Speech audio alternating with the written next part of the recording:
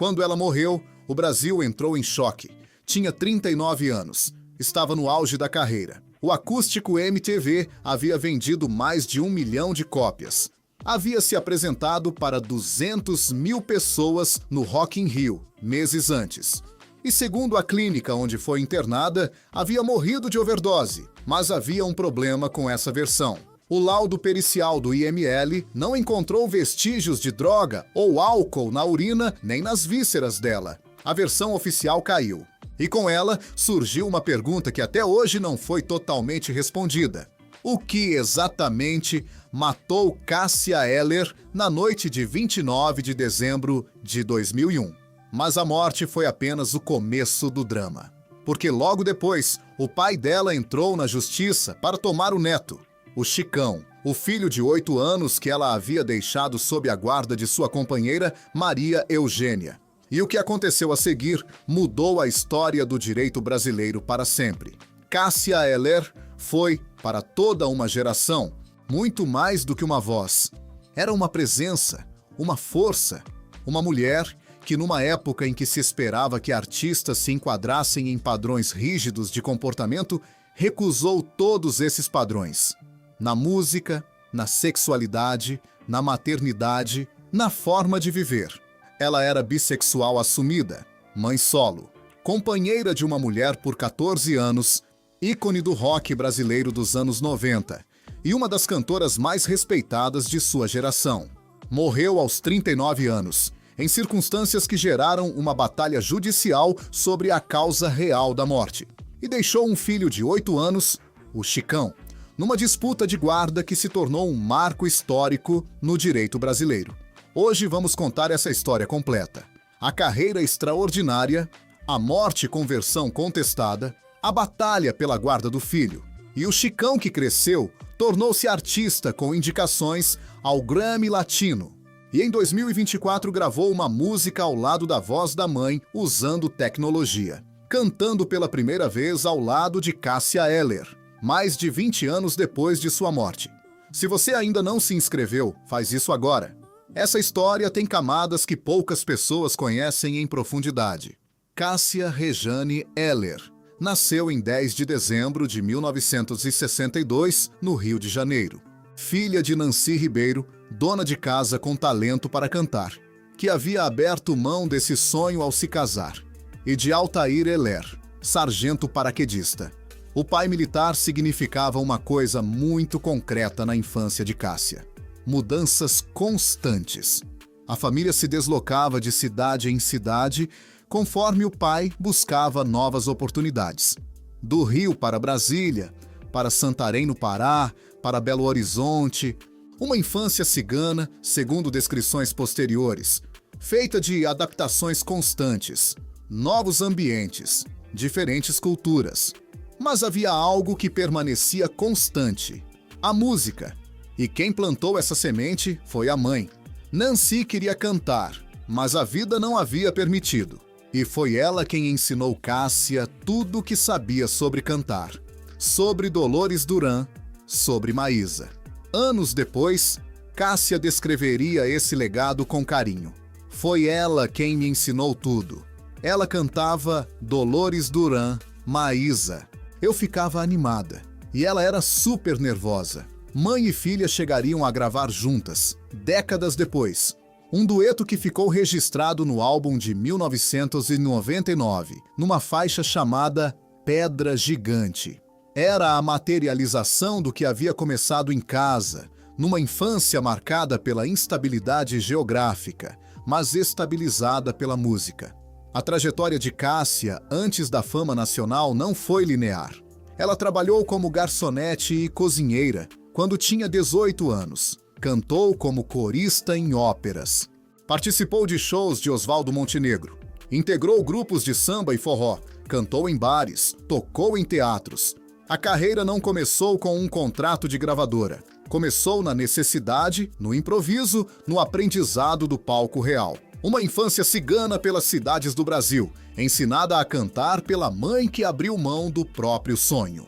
Cássia Eller não chegou à fama pela estrada larga. Chegou pelas estradas do fundo. A virada profissional de Cássia Eller aconteceu de forma direta e um pouco acidental. Em determinado momento, ela gravou uma fita demo em São Paulo, com a ajuda de um tio chamado Anderson, que se tornaria seu primeiro empresário. Na fita, ela cantava Por Enquanto, de Renato Russo. Foi Anderson quem levou o material à Polygram. A gravadora escutou e contratou Cássia, então com 28 anos. O primeiro disco, simplesmente intitulado Cássia Eller, saiu em 1990. A carreira decolou ao longo dos anos seguintes. O Marginal, 1992, Cássia Eller, 1994, Veneno Antimonotonia, 1997, Com Você, Meu Mundo Ficaria Completo, 1999, produzido por Nando Reis. E o monumental Acústico MTV, 2001, que venderia mais de 1 milhão de cópias e se tornaria um dos documentos mais importantes da música brasileira da virada do milênio. Mas no meio dessa trajetória, em 1993, aconteceu algo que mudaria para sempre a vida de Cássia. Ela engravidou. O pai era Tavinho Fialho, baixista que fazia parte da banda de Arrigo Barnabé e Caetano Veloso, e que havia começado a se trabalhar com Cássia.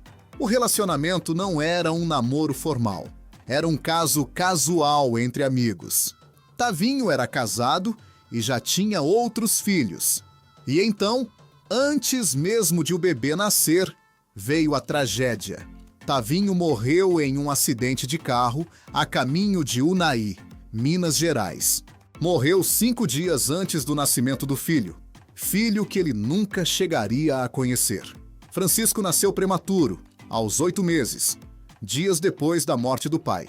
Cássia, que já vivia com sua companheira Maria Eugênia Vieira Martins desde 1987, escolheu o nome do filho inspirada na canção Francisco, de Milton Nascimento. Décadas depois, ela contaria ao próprio Milton essa história. E o menino carregaria para sempre o apelido que Cássia lhe deu: Chicão. O pai morreu antes de o filho nascer. A mãe o criou sozinha, ao lado da companheira. E o nome veio de uma canção de Milton Nascimento. Chicão chegou ao mundo já cercado de histórias que a maioria das pessoas leva uma vida inteira para acumular. A chegada de Chicão provocou uma transformação significativa em Cássia. Ela mesma descreveu esse processo em entrevista, com uma honestidade que poucos artistas teriam coragem de demonstrar.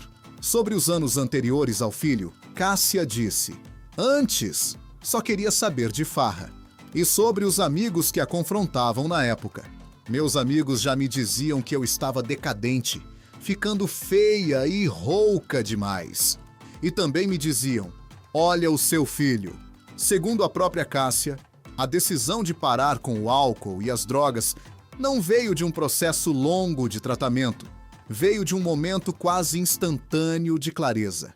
Um dia eu acordei depois de uma ressaca total e falei: "Chega, não quero mais." Foi de uma hora para outra. O resultado, segundo ela, foi transformador.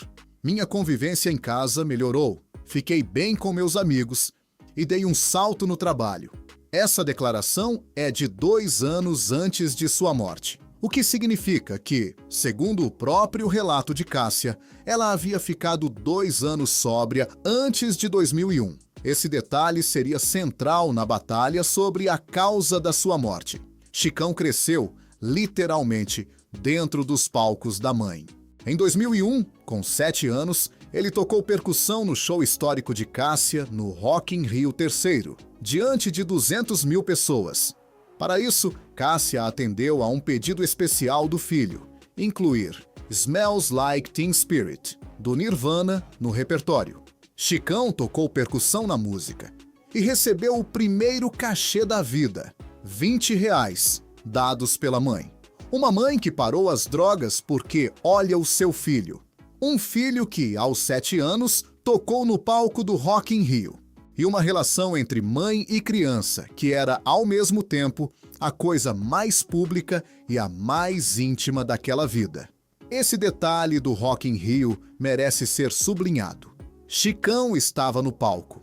Não era um filho sentado na plateia, admirando a mãe de longe. Era uma criança de 7 anos que tocou ao vivo, diante de 200 mil pessoas, com um cachê de R$ 20 dado pela própria mãe. É uma cena que resume muito do que foi a maternidade de Cássia. Intensa, presente, sem separação rígida entre o mundo da arte e o mundo doméstico. O palco era a vida. E a vida incluía Chicão. Renato Russo havia escrito a canção 1º de Julho, especialmente para Cássia quando ela estava grávida. Uma composição sobre maternidade, sobre o ser mulher, sobre a relação com o filho que estava por vir. Era um presente de um amigo que entendia, talvez mais do que qualquer pessoa, o que significava ser Cássia Eller naquele momento. Em 13 de janeiro de 2001, Cássia Eller subiu ao palco do Rock in Rio Terceiros diante de cerca de 200 mil pessoas. Foi um dos shows mais comentados do festival e um dos momentos mais emocionantes da história recente da música brasileira. Naquele mesmo ano, o acústico MTV de Cássia foi lançado e vendeu mais de 1 milhão de cópias. Era o auge, a consagração, o reconhecimento nacional e definitivo de uma carreira que havia sido construída tijolo por tijolo, desde os dias de garçonete, passando pelos corais de ópera, chegando ao primeiro disco lançado aos 28 anos. O Rolling Stone Brasil classificaria Cássia como a 14ª maior vocalista e a 40ª maior artista da história da música brasileira.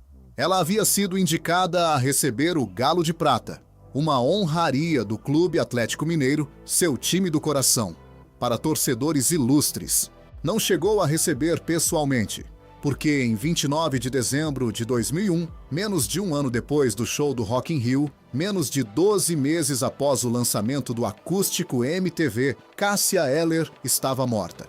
Ela tinha 39 anos. O laudo oficial apontaria parada cardiorrespiratória, ou, nas descrições de algumas fontes, infarto. Mas a versão inicial que circulou, de que teria sido uma overdose, colocaria em movimento uma série de batalhas, pela verdade sobre a causa da morte, e pela guarda do filho de 8 anos que ela havia deixado. No mesmo ano do maior show de sua vida, e do álbum mais vendido de sua carreira, Cássia Eller morreu. Tinha 39 anos. E o que viria depois seria tão dramático quanto tudo que havia vivido. 29 de dezembro de 2001. Cássia Eller dá entrada numa clínica do Rio de Janeiro. Sofre múltiplas paradas cardíacas. Não resiste. Morre no mesmo dia. A versão inicial que circulou foi a de overdose, difundida com base em declarações atribuídas a um advogado contratado por 2 percussionistas da banda de Cássia, que diziam que ela teria admitido aos médicos o consumo de álcool e cocaína horas antes de ser internada. Mas a companheira de Cássia, Maria Eugênia Martins, e seu advogado Marcos André Campuzano não aceitaram essa versão e recorreram à justiça. O laudo pericial do Instituto Médico Legal que veio depois foi categórico. Não foram encontrados quaisquer vestígios de droga ou álcool na urina, ou vísceras de Cássia Eller. A conclusão do advogado foi direta. Sempre soubemos que a alegação da clínica de que Cássia teria tido uma overdose não era verdadeira. Agora, o laudo comprova que houve erro médico. O mau atendimento na clínica ceifou a vida de uma artista que estava no auge e que ainda teria muito sucesso. Em outras palavras, a versão é de que Cássia Eller, no pico de sua carreira, foi levada a uma clínica médica, recebeu atendimento inadequado e morreu de 4 paradas cardíacas decorrentes de infarto, não de overdose. Essa versão, sustentada pelo laudo pericial, nunca foi formalmente contestada por uma decisão judicial definitiva. A morte de Cássia permaneceu, para seus familiares e para Maria Eugênia, como erro médico, não como overdose. O laudo disse que não havia drogas no corpo. A clínica disse que havia overdose. E no meio dessa contradição, ficou a dúvida que persegue os fãs de Cássia Eller até hoje. O que realmente aconteceu naquela noite? Logo após a morte de Cássia, uma segunda batalha começou. E essa seria ainda mais pública.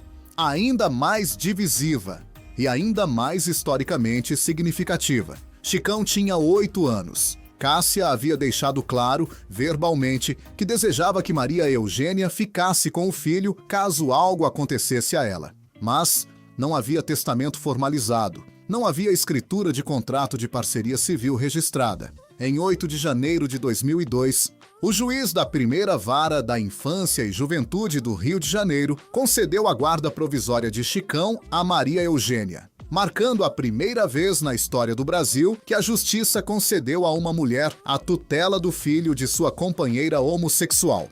Mas o pai de Cássia, Altair Martins Heller, não aceitou. Uma semana depois, anunciou que entraria na justiça para obter a guarda do neto. O Brasil se dividiu e depois se uniu. A comoção nacional em torno do caso foi imediata e avassaladora. O deputado Chico Alencar circulou um abaixo-assinado de apoio a Maria Eugênia, assinado por parlamentares e personalidades de todo o país. O então presidente da Câmara, Aécio Neves, assinou. Os cantores Chico Buarque, Gilberto Gil, Zélia Duncan e Djavan assinaram. Durante as audiências, o próprio Chicão foi ouvido pelo juiz e expressou com clareza sua vontade de permanecer com Maria Eugênia. Em 31 de outubro de 2002, 10 meses depois da morte de Cássia, o juiz Luiz Felipe de Miranda Ribeiro, da 2ª Vara de Órfãos e Sucessões do Rio de Janeiro, garantiu a guarda definitiva de Chicão a Maria Eugênia. O avô recebeu direito a visitas 2 vezes por ano. Foi uma decisão inédita no Brasil.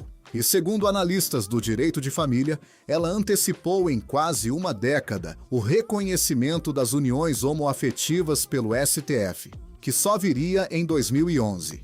O filho de 8 anos foi para o tribunal e disse ao juiz onde queria ficar. O Brasil inteiro se posicionou. E uma decisão judicial, em outubro de 2002, mudou para sempre o direito de família no Brasil. Porque Cássia Heller havia existido, amado e deixado claro o que queria. É importante entender por que essa decisão foi tão radical para o momento. Em 2002, o Brasil não tinha nenhuma legislação que reconhecesse uniões homoafetivas. O Código Civil determinava que a tutela e guarda de órfãos deveria ser dada prioritariamente a familiares consanguíneos, o que colocava o avô Altair em posição juridicamente mais forte do que Maria Eugênia, que legalmente era apenas uma desconhecida. A batalha que se travou não era apenas pela criança, era pela própria definição de o que constitui uma família. E o Estatuto da Criança e do Adolescente, ao estabelecer que deve ser feito o melhor para o bem-estar do menor, foi a alavanca que permitiu ao juiz tomar a decisão historicamente correta. A decisão não apenas manteve Chicão com quem ele queria estar, estabeleceu um precedente que o STF só formalizaria em escala nacional quase 10 anos depois. Maria Eugênia Vieira Martins era professora mineira e havia começado o relacionamento com Cássia em 1987, anos antes de Chicão nascer. Durante todos os anos de gravidez e criação do filho, foi ela que esteve ao lado de Cássia nas tarefas cotidianas, as reuniões de escola, o banho, as noites de febre. Ela mesma descreveu esse papel em dezenas de entrevistas durante o processo judicial. Não apenas se sentia mãe de Chicão, era mãe de Chicão nos fatos concretos do dia a dia, muito antes de qualquer decisão judicial reconhecer isso. Cássia havia deixado claro, em vida, qual era seu desejo. Em entrevista de 2001, ela chegou a mencionar que pretendia se casar com Maria Eugênia, aguardando que o projeto de lei de reconhecimento da união civil homoafetiva avançasse no Congresso. A lei não veio a tempo. O que ficou foi a luta de Maria Eugênia. E o resultado foi não apenas a guarda de Chicão, mas a demonstração, diante de todo o Brasil, de que famílias constituídas fora dos modelos tradicionais existiam, eram reais e mereciam proteção legal. Décadas depois, Chicão falaria sobre essa trajetória com a naturalidade de quem cresceu tendo 2 mães. Sua mãe Cássia, que morreu quando ele tinha 8 anos, e sua mãe Eugênia, que o criou, o acompanhou no tratamento de dependência química em 2025 e continua sendo parte central de sua vida adulta. Mãe foi a palavra que Chicão usou para as duas.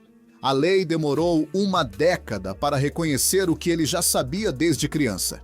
Francisco Ribeiro Heller, o Chicão, hoje conhecido artisticamente como Chico Chico, cresceu no Rio de Janeiro, criado por Maria Eugênia, e trilhou um caminho que, de certa forma, era inevitável: a música. Ainda criança, aprendeu percussão com a própria percussionista da banda de Cássia, Lan Lan. Na adolescência, estudou outros instrumentos. Aos 19 anos, chegou a anunciar que desistiria da música para estudar geografia. Um recuo que durou pouco. A arte era mais forte. A carreira artística de Chico Chico é, por si só, impressionante. Em 2020, lançou o álbum Onde, em parceria com Francisco Gil, neto de Gilberto Gil. Em 2021, lançou o disco com João Mantuano, cuja faixa A Cidade foi indicada ao Grammy Latino de Melhor Canção em Língua Portuguesa. Seu primeiro álbum solo, Pomares, 2021, recebeu indicação ao Grammy Latino de Melhor Álbum de MPB. Em 2024, lançou Estopim. Em outubro de 2025, lançou o terceiro solo, Let It Burn, Deixa Arder. E em dezembro de 2024, no aniversário de Cássia, dia 10 de dezembro, veio o momento que emocionou o Brasil.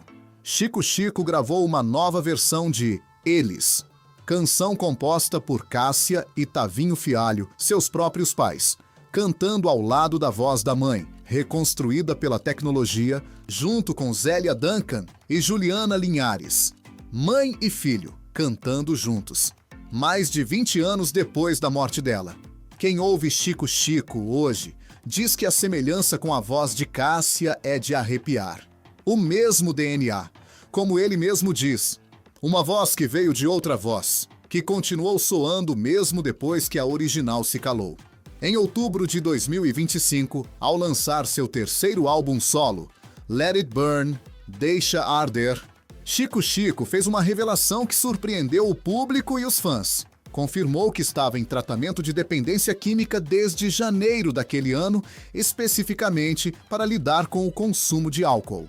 A revelação foi feita com uma honestidade que lembra a da própria Cássia, que, décadas antes, também havia falado abertamente sobre suas lutas com drogas e álcool.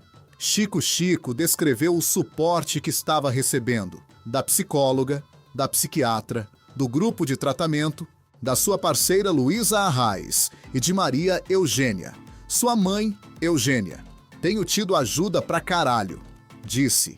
E o álbum em si carrega esse processo. O título, bilíngue, Let It Burn, Deixa Arder, representa a combinação das influências brasileiras e internacionais que formam a identidade artística de Chico.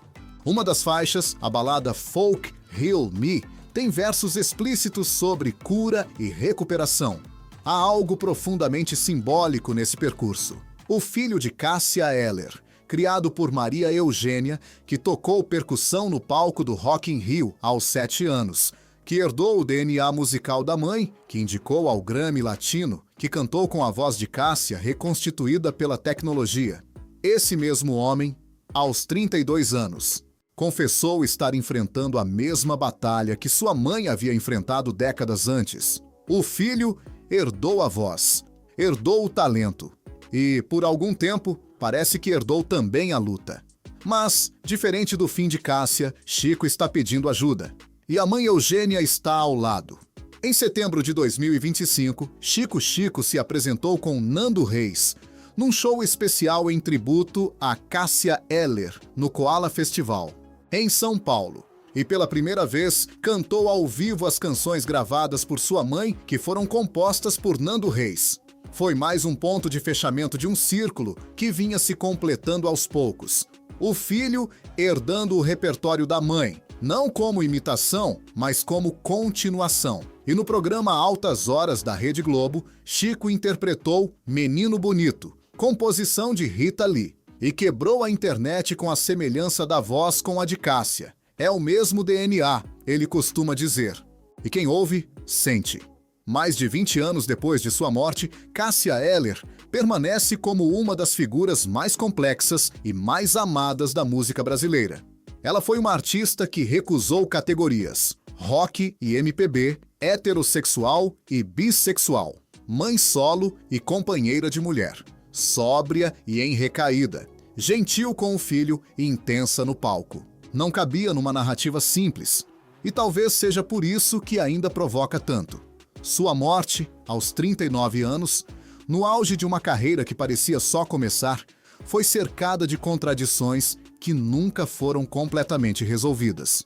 A versão de overdose foi desmentida pelo laudo. A versão de erro médico nunca foi formalmente julgada. E o que ficou foi uma pergunta: e se ela ainda estivesse aqui?